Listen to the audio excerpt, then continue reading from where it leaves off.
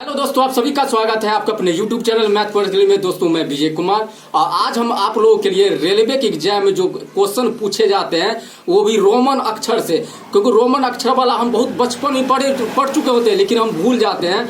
तो चलिए इस टाइप से रेलवे एग्जाम के जो अभी चल रहा है ग्रुप डी का, उसमें एक या दो क्वेश्चन तो पक्का पूछता है और पूछेगा भी।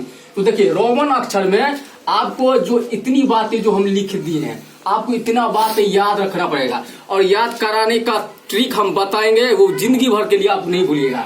देखिए इसमें आप इसको याद कैसे रखेंगे, क्योंकि इसको याद रखिएगा तभी आप बड़ा बड़ा सवाल आप बना सकते हैं। तो आपको देखिए नॉर्मल बात है, सोचने वाली बात है। जैसे ये आय है ना, तो आय को समझिए, आय को एक जैसा लिखा जाता है। आप बचपन में पढ़े होंगे आय को एक जैसा।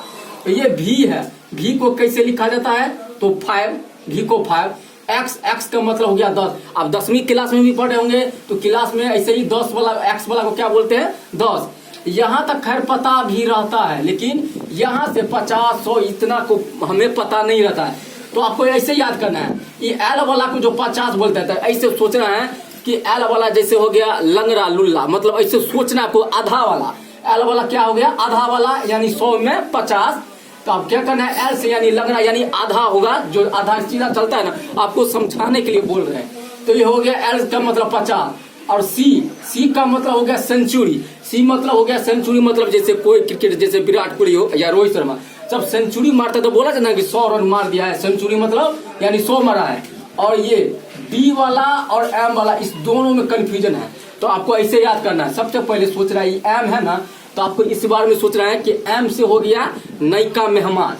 एम का मतलब हो गया समझिएगा मेहमान, यानी नयका वाला मेहमान। तो नयका वाला मेहमान को देखिएगा कि जब नया नया शादी होता है तो उसको सोचिए कि आपको 1000 रुपये गोर लगाए मिलता है, ऐसे सोचना है कि एम का मतलब हो गया नयका मेहमान। तो नयका मेहमान जब आता है तो उनको गोर लगाए में समझिए 1000 रुपया मिलेगा।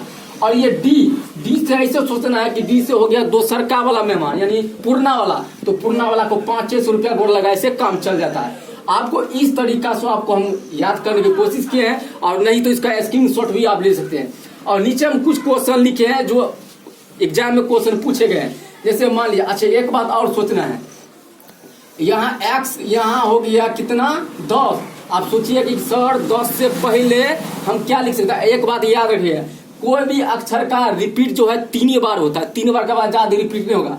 जैसे मान लीजिए, जैसे ये एक्स है ना, यानी 10, तो आप 10 को क्या कीजिएगा, 4 बार नहीं लिख सकते, मतलब एक्स एक्स एक्स एक्स 4 बार नहीं, वो 3 बार तक आप लिख सकते हैं। जैसे मान लीजिए हम कुछ क्वेश्चन जैसे करवाना है ना, उसमें आपको समझ में आएगा।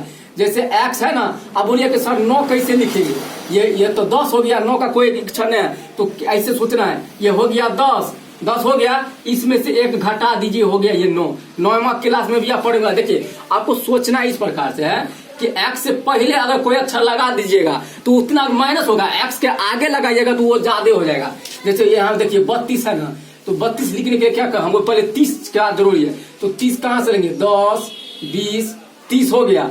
और 30 2 32 ना, यानी 2 आगे जा रहा है, यानी 2 के लिए तो 2 का सिंबल तो यही होता है।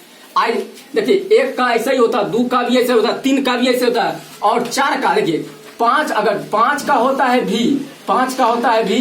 अब हमें 4 का पता करना है, तो भी में से 1 घटा दीजिए, बस हो गया। यानी इस भी में से 1 घट गया तो हो गया 4। ये आपका क्या निकला है, ये आपका निकला है 4। और इसी को 6 लिखना है। अगर मान लीजिए 6 लिखना है तो इसके आगे दे दीजिए, ये हो गया 6 अक्षर, ऐसे सोचना है।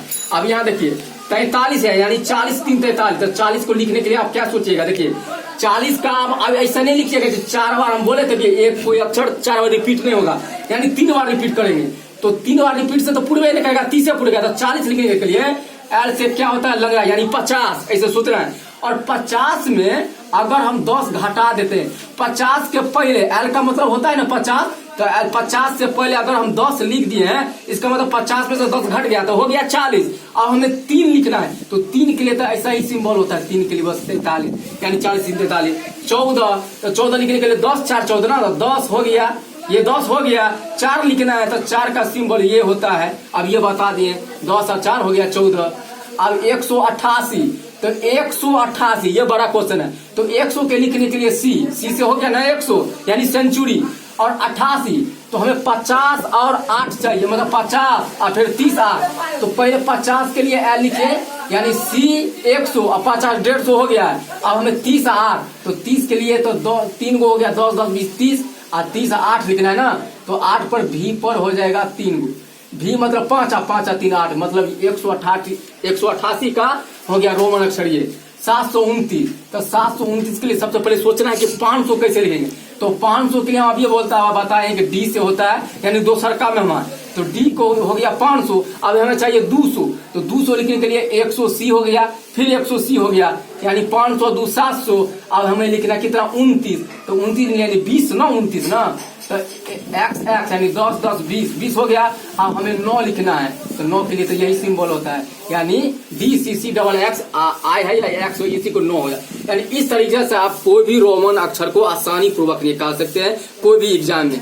तो चलिए मिलते हैं अगली क्लास में, बेस्ट ऑफ लक।